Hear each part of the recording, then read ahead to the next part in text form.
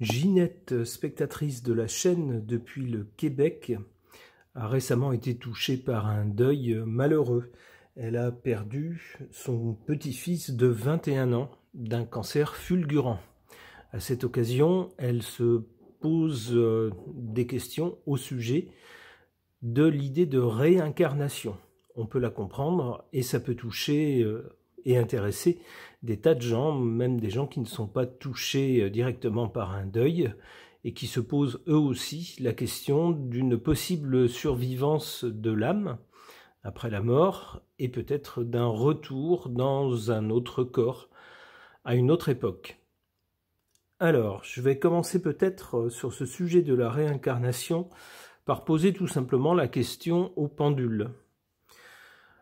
Pour rappel, la réincarnation part du principe qu'on est plutôt qu'un corps, on est plutôt une âme qui, pour son évolution, est envoyée en quelque sorte en stage sur Terre, ou du moins dans la matière, dans le concret, dans un corps humain, dans une vie humaine, au cours de laquelle cette âme, incarnée donc dans un corps, est confrontée à toutes sortes de situations, des choses bonnes, des choses mauvaises, mais surtout des situations face auxquelles la personne doit réagir, doit faire des choix. Et si elle n'a pas compris qu'elle fait les mauvais choix et qu'elle ne parvient pas donc à évoluer, eh bien en quelque sorte, elle redouble une fois qu'elle a terminé cette vie. Elle recommence jusqu'à ce qu'elle comprenne la voie qu'il faut qu'elle choisisse, les choix qu'elle doit faire si elle veut évoluer. Alors, c'est une croyance évidemment, puisqu'on n'a rien de concret pour le prouver. On a des indices que certains interprètent comme allant dans ce sens, mais c'est difficile de prouver factuellement, matériellement, de façon scientifique, quelque chose qui, par définition, échappe à tout ce qui est concret. Alors posons la question au pendule. Est-ce que la réincarnation, pour l'être humain en tout cas, ça existe? Est-ce que c'est authentique? Est-ce que c'est vrai? Est-ce que c'est comme ça que ça se passe? Alors je vous rappelle mon protocole au pendule. Ça c'est oui, ça c'est non. Si le pendule tourne, c'est qu'il y a quelque chose à répondre sur la question, mais que la question est mal posée. Et si le pendule ne bouge pas, c'est que soit il ne veut rien dire, soit qu'il n'y a rien à dire par rapport à la question. Alors c'est parti. Donc la question est, est-ce que la réincarnation humaine existe? Est-ce que c'est authentique?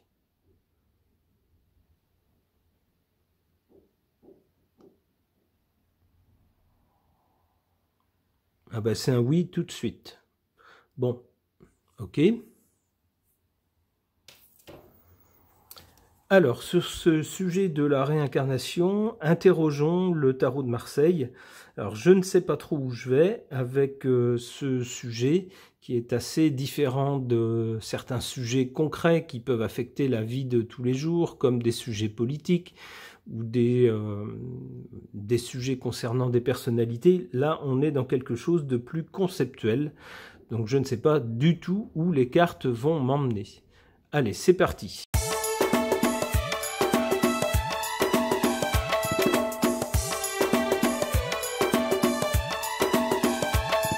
Eh bien, dites donc, si c'était un tirage sur une personnalité, je dirais qu'on a là deux vilaines cartes.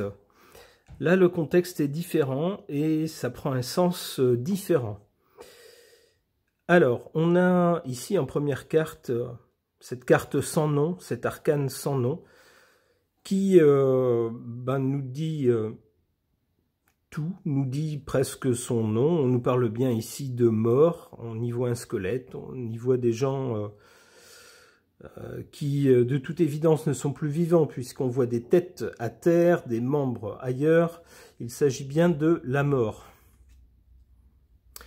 Mais après la mort, on voit que ce n'est pas fini, il y a autre chose. Qu'est-ce qu'il y a? Avec le diable, il y a une notion de choses matérielles. C'est la première chose qu'on peut voir avec le diable.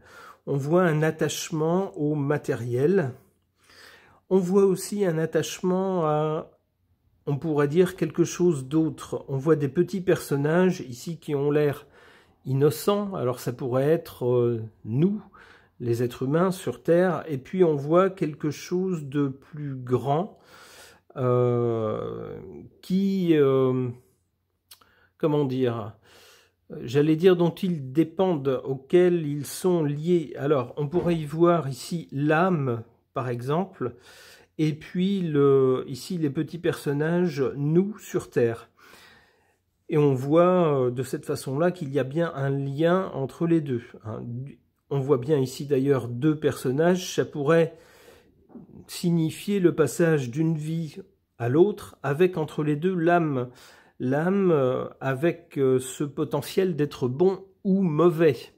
Soit de se concentrer sur le matériel, c'est-à-dire l'argent, le pouvoir, ces choses-là, ou soit tenter de s'élever vers quelque chose de meilleur, de plus angélique peut-être.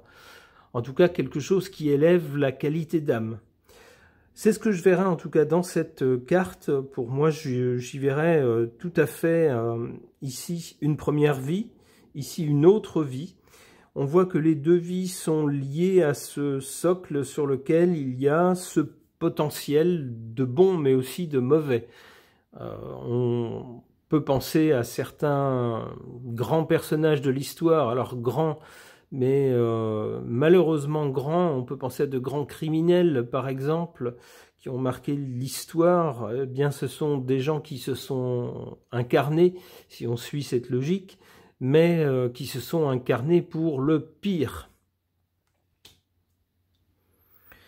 Alors, ce que la carte suivante nous dit, avec cette carte de l'amoureux, l'amoureux, c'est toujours un choix à faire.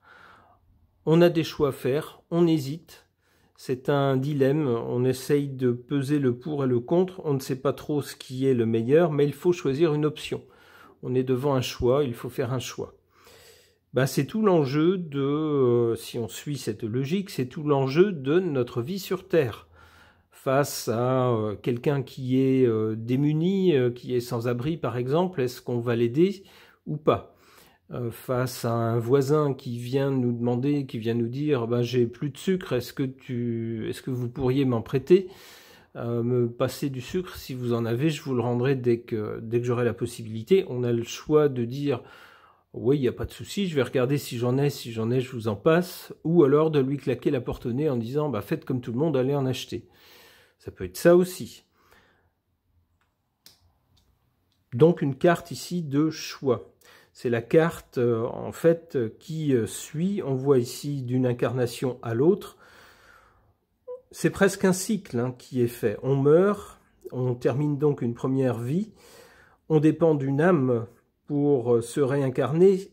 Et d'ailleurs, la réincarnation, semble nous dire cette carte du diable, serait tributaire de la nature des actes qu'on a faits dans la vie qui vient de se terminer. C'est-à-dire que si on n'a pas fait que des bonnes choses, disons si on pèse le pour et le contre, et si les choses mauvaises l'emportent, eh bien le diable va nous envoyer peut-être dans des situations similaires pour les revivre, et pour que cette fois on agisse différemment, ou peut-être nous mettre dans notre nouvelle vie, dans la peau des gens qu'on a, avec lesquels on n'a pas été gentil, par exemple, pour qu'on ressente ce que ça fait. Alors là, ça serait vraiment quelque chose de diabolique. Mais d'un autre point de vue, c'est une façon d'apprendre, une façon de confronter les gens aux conséquences de leurs actes dans une autre vie, et pour leur âme d'apprendre. C'est ce qu'on leur demande de faire donc avec la carte de l'amoureux qui impose un choix. Mais cette fois-ci un choix conscient. On a notre libre arbitre, c'est à chacun de choisir ce qu'il fait, sa façon de réagir.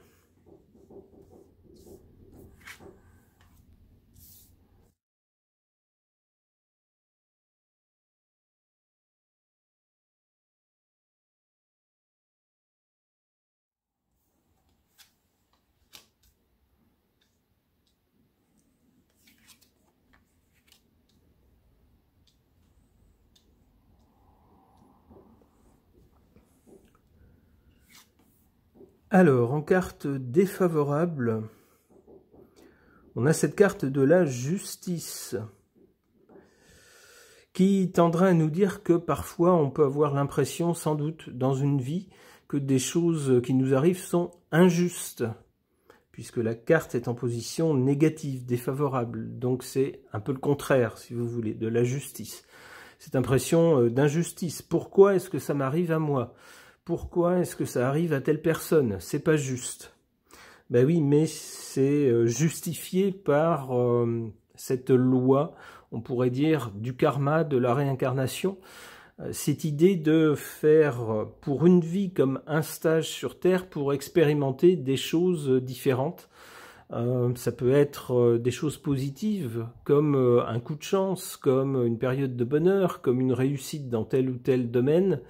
Mais il ne peut pas y avoir que des choses positives si on veut comprendre, intégrer, ressentir l'intégralité en fait de ce qu'un être humain peut ressentir dans une vie. Il y a aussi des choses désagréables.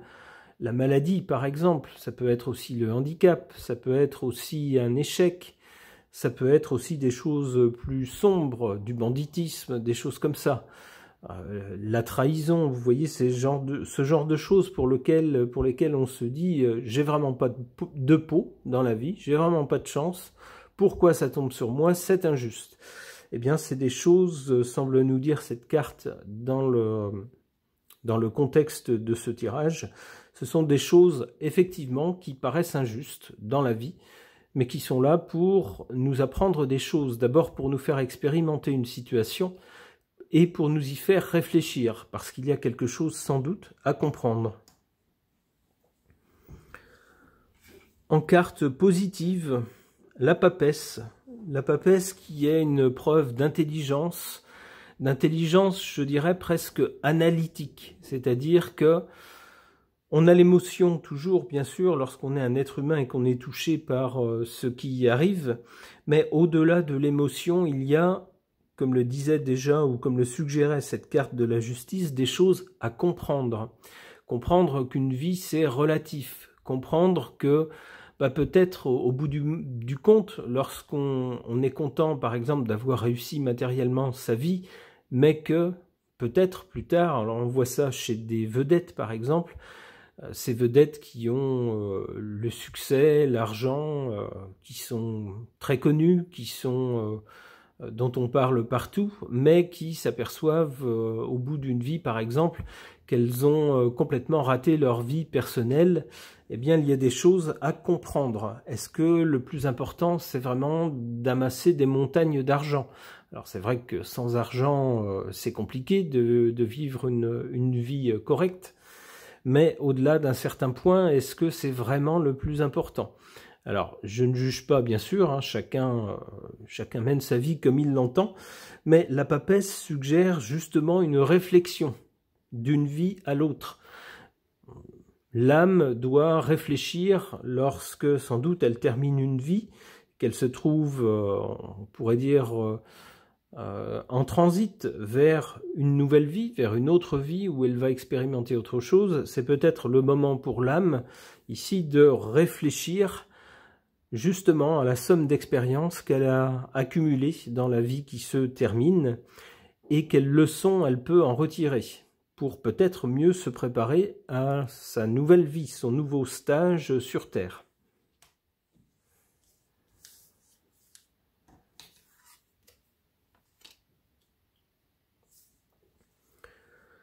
Alors, si on suit cette logique des réincarnations, l'amoureux nous dit effectivement qu'il y a des choix à faire, et avec le battleur, eh bien on voit l'énergie de la jeunesse, c'est-à-dire qu'à chaque vie, on recommence.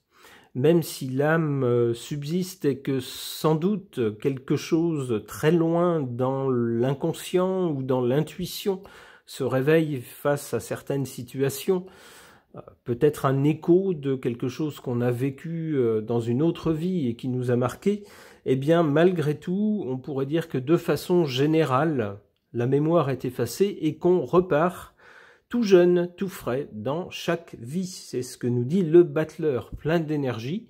avec aussi beaucoup d'innocence et de naïveté, et prêt à mordre la vie à pleines dents.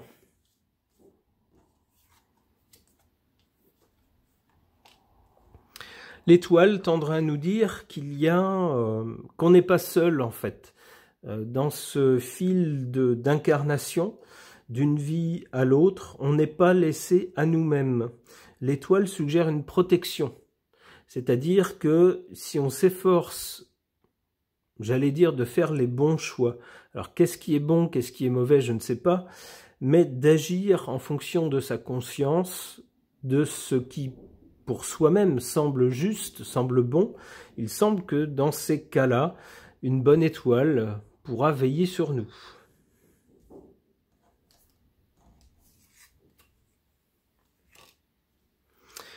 L'ermite nous dit que... Alors l'ermite nous parle de temps, de quelque chose qui se prolonge, qui va loin. Et cette carte, donc, ici on voit l'ermite qui regarde de ce côté-là, qui regarde vers le passé, sans doute la suite justement des vies, jusqu'à une nouvelle vie. Donc cet ermite semble nous dire que le chemin est long, et que d'une vie à une autre, puis à encore une autre, puis à encore une autre, pour apprendre des choses, pour être confronté à toutes sortes de situations, le chemin est long, très long, le temps qu'on comprenne, le temps qu'on se dise « Non, j'aurais le réflexe de faire ça, mais tout bien réfléchi, c'est peut-être pas la bonne attitude à avoir. Je vais plutôt m'y prendre autrement. » Eh bien, le chemin est très long d'une vie à l'autre pour apprendre et pour évoluer, pour que l'âme évolue. Ok. Concernant le concept de réincarnation, et à la demande aimable de Ginette, et pour tenter de répondre à sa demande, j'interroge mon oracle Béline augmenté.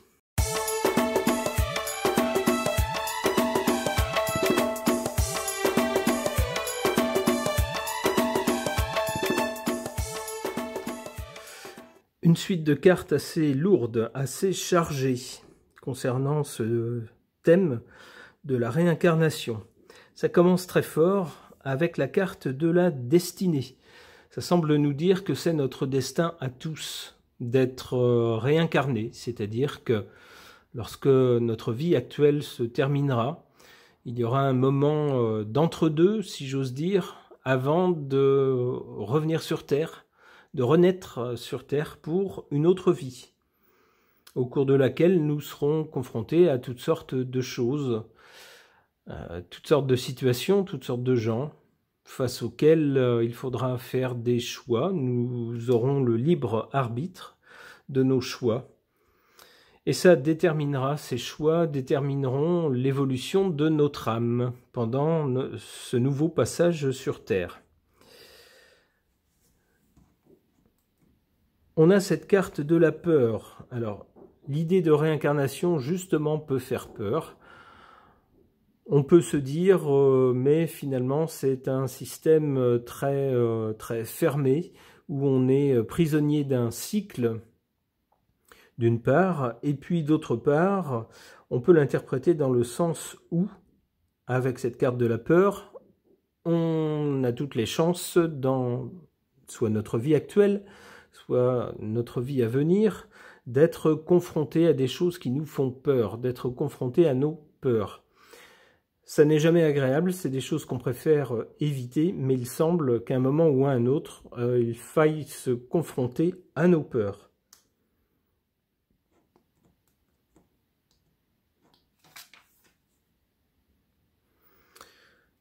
Alors, plus qu'au mot procès, ici, je verrais surtout ces glaives et ce symbole de Mars qui nous parle de combat. La vie est un combat parfois, pour certains plus que pour d'autres. Certains naissent dans un environnement confortable, mais ça ne dure jamais très longtemps si ils ne se démènent pas un peu, s'ils n'agissent pas un peu pour faire durer, ou pour construire des choses, ou pour se battre pour quelque chose. C'est un peu ce qu'on voit avec ces glaives. Alors, cette carte fait suite à la carte de la peur. Peut-être aussi que dans notre vie, peut-être qu'on est incarné aussi pour pour qu'on se confronte à nos peurs et qu'on se rende compte peut-être parfois que certaines peurs n'ont pas lieu d'être, qu'elles sont complètement factices, que lorsqu'on est face à elles, elles s'évanouissent, et que d'autres sont bien réelles, elles ont bien lieu d'être, et qu'il faut faire appel à nos ressources en tant qu'être humain pour les combattre du mieux qu'on peut. Les combattre, c'est aussi s'affirmer face à nos peurs, c'est-à-dire ne pas rester tétanisé face à la peur. Alors la peur de tout un tas de choses dans la vie, mais agir, c'est le sens de Mars, agir et s'affirmer, faire ses propres choix. En se disant, face à la peur, je ne sais pas, de perdre son emploi, face à la peur dans une relation sentimentale par exemple, que cette relation se termine, eh bien s'affirmer. Prendre les devants et faire soi-même des choix, agir.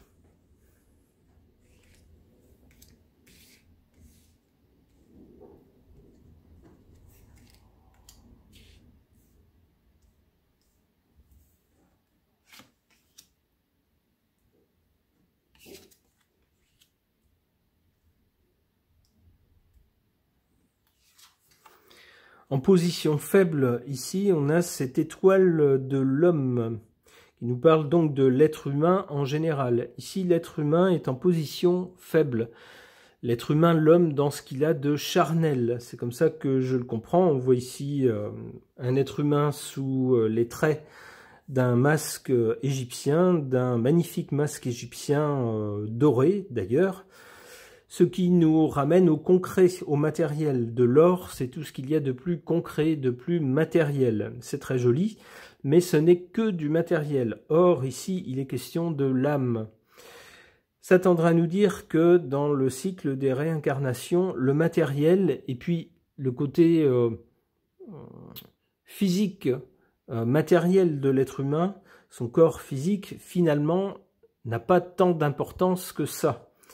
C'est pas ça qui compte. Ça compte le temps du stage sur Terre, mais ça n'est qu'un habit, si vous voulez, qu'on laisse au moment où l'âme le quitte. D'où ici cette carte en position faible.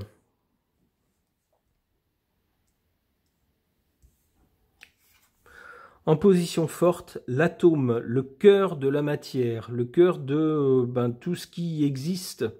Ça tendrait à nous dire que cette idée de réincarnation, c'est quelque chose d'essentiel. L'atome, c'est l'essence de la matière. Donc, cette idée de cycle de réincarnation, de passer d'une vie à l'autre, cette carte nous dirait que c'est quelque chose de fondamental, si on arrive à le comprendre et à l'intégrer dans le processus d'une vie, dans le déroulement d'une vie.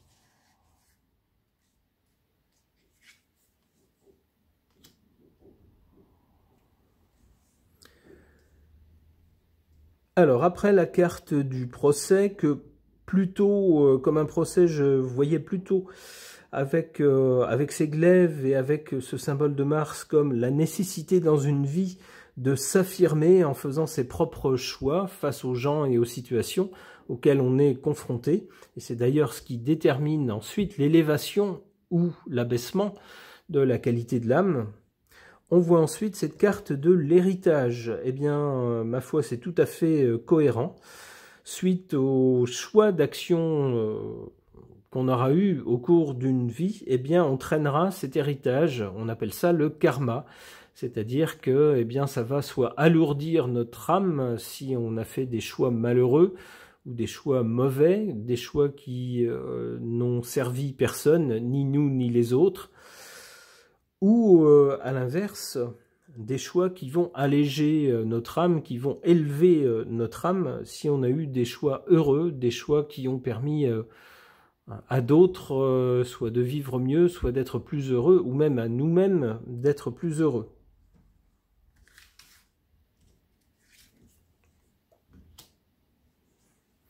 La carte bleue, alors cette carte bleue, c'est la meilleure carte du jeu. C'est la carte qui, on va dire, écarte tout ce qu'il peut y avoir de mauvais tout autour et semble être une protection. Alors ça rejoint un peu la carte de l'étoile dans le tirage précédent, et ça semble nous dire que, comme dans le tirage précédent, si on fait des choix qui sont heureux, eh bien on va dire on contribue à améliorer notre âme, on fait évoluer notre âme dans le bon sens, et dans ce cas-là, on peut compter sur une protection. On peut penser qu'il y a peut-être autre chose que notre propre âme, peut-être une autorité supérieure, appelez ça Dieu si vous voulez, appelez ça l'univers, appelez ça l'invisible, appelez ça ce que vous voulez, mais peut-être quelque chose d'autre qui garde un œil justement sur notre évolution et qui, dans le cas où on fait des efforts pour essayer d'évoluer dans le bon sens, faire les bons choix, aura un œil bienveillant sur nous et peut-être dans les moments difficiles nous protégera. C'est en tout cas ce qu'on espère pour tout le monde. Alors je profite de ce tirage aussi pour dire que tout cela, ça n'est qu'un tirage de cartes. Je prétends pas détenir la vérité, c'est juste une interrogation des cartes sur un thème, et donc on déroule le scénario proposé par les cartes. Je l'interprète de cette façon-là. Vous pouvez l'interpréter bien sûr d'une autre façon, et personne n'est obligé d'y croire, bien entendu.